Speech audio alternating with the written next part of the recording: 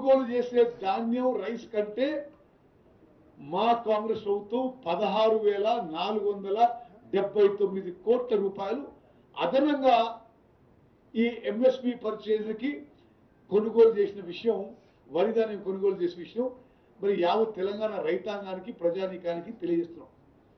మేము ఒకటే విషయం ఏంటంటే ఇది మేము చాలా సంతోషిస్తున్నాం. మేము వచ్చిన తర్వాత కాళేశ్వరం ప్రాజెక్టు, మేడిగడ్డ అన్నారు, సుందిల్ల బ్యారేజీలు నీటిని ఉపయోగించుకున్నా, ఒక్క చుక్క నీళ్లు ఉపయోగించుకోకున్నా ఈ 5 పంటలు మేము వచ్చినాక 5 పంటల్లో రికార్డు స్థాయిలో వరి ధాన్యం పండింది, రికార్డు స్థాయిలో ప్రొక్యూర్మెంట్ జరిగింది. నేను చాలా స్పష్టమైన తెలంగాణ రైతాంగానికి హామీ ఇస్తున్నా, చివరి గింజ కొనుగోలు చేసే వరకు మేము తెలిసిన 8,575 ప్రొక్యూర్మెంట్ సెంటర్స్ లో రైతులు తీసుకొచ్చిన ధాన్యాన్ని చివరి గింజకి ఎంఎస్పి ఇచ్చే వరకు ప్రొక్యూర్మెంట్ ఆపరేషన్స్ కొనసాగుతాయి. మరి ఈ యాసంగి పంటలో 141 లక్షల మెట్రిక్ టన్నులు వరి ధాన్యం పండితే ఇప్పుడు మా అంచనాల మేరకు ప్రొక్యూర్మెంట్ సెంటర్లకి వచ్చే క్వాంటిటీ 75 లక్షల మెట్రిక్ టన్నులు. మీరు ఒకటి గమనించాలి, ఈ పంటలో కేంద్ర ప్రభుత్వం ఆల్రెడీ వాళ్ళు ఏం ప్రకటించారంటే మేము కేవలం 52 లక్షల మెట్రిక్ టన్నులు మీ నుంచి ఈ యాసంగి వచ్చే ధాన్యం నుంచి ఎఫ్సిఐ బియ్యం కొనుగోలు చేస్తుందని. అయినా సరే కేంద్ర ప్రభుత్వం 51-52 లక్షల మెట్రిక్ టన్నులే కొనుగోలు చేసిన మేము మరో 50% అదనంగా 24 లక్షల మెట్రిక్ టన్నుల వరి ధాన్యం మేము రాష్ట్ర ప్రభుత్వం అప్పు తీసుకొచ్చి ఎంఎస్పి రేటుకి ధాన్యం కొనుగోలు చేస్తున్నాము. ఈ రోజుకి 60 లక్షల మెట్రిక్ టన్నులు ఈ యాసంగి పంటలో కొనుగోలు చేసినాము. మొత్తం ఈ యాసంగి పంటలో 75 లక్షల మెట్రిక్ టన్నులు కొనుగోలు చేయబోతున్నాము.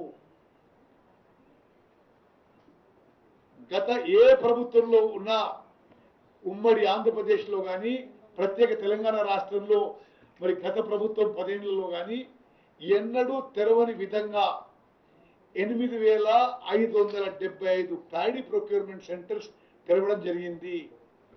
ఆ ప్యాడీ ప్రొక్యూర్మెంట్ సెంటర్స్ కి ఎంత అవసరం ఉంటే అంత ఇన్ఫ్రాస్ట్రక్చరు, ట్రైనింగు, ఫండ్స్ ఏర్పాటు చేయడం జరిగింది. ఈ ప్యాడీ ప్రొక్యూర్మెంట్ ఆపరేషన్స్ లో ఈ రోజు 13,000 వెహికల్స్ ఈ ప్యాడీ ప్రొక్యూర్మెంట్ ఆపరేషన్స్ లో పాల్గొంటున్నాయి. ఈ రోజు 2 లక్షల పై చిలుకు సిబ్బంది ఈ ప్యాడీ ప్రొక్యూర్మెంట్ లో పాల్గొంటున్నారు.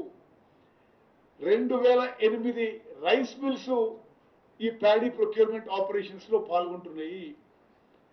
అదేవిధంగా ఇప్పటికే 20,86,00,000 గన్నీ బ్యాగ్స్ ఈ ప్యాడీ ప్రొక్యూర్మెంట్ సెంటర్స్ కి చేరవేయడం జరిగింది. నేను ముందు చెప్పినట్టుగా నేరుగా ఈ యాసంగి పంటలోనే 11,050 కోట్లు ఈ రోజుకి నిన్న రాత్రికే తెలంగాణలో వరి రైతుల మరి బ్యాంక్ అకౌంట్ లో వేయడం జరిగింది. ఇందులో కొన్ని విషయాలు మరి నేను ఇంకా క్లారిటీ చెప్తున్నా.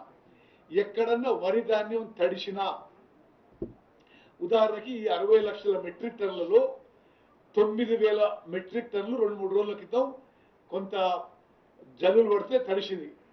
తడిసిన ధాన్యాన్ని కూడా ఎంఎస్పికి కొనుగోలు చేసి బాయిల్డ్ మిల్స్ కి ఇమ్మీడియట్లీ షిఫ్ట్ చేయడం జరిగింది. అదేవిధంగా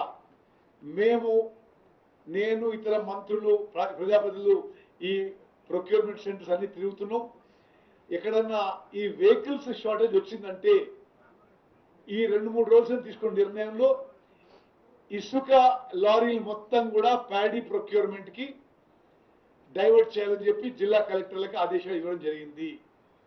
అదేవిధంగా ఉమ్మడి నల్గొండ జిల్లా, ఇంకొన్ని జిల్లాల్లో సిమెంట్ ఫ్యాక్టరీలు, ఇతర ఫ్యాక్టరీల్లో ఉండే లారీలు, డీసీఎంలు, ఇతర వాహనాలన్నీ కూడా మరి ప్యాడీ ప్రొక్యూర్మెంట్ పూర్తయ్యే వరకు ప్యాడీ ప్రొక్యూర్మెంట్ కోసం ఆ వెహికల్స్ ఇవ్వాలని చెప్పి ఆ యాజమాన్యాలతో కూడా మాట్లాడి అది ఏర్పాటు చేయడం జరిగింది.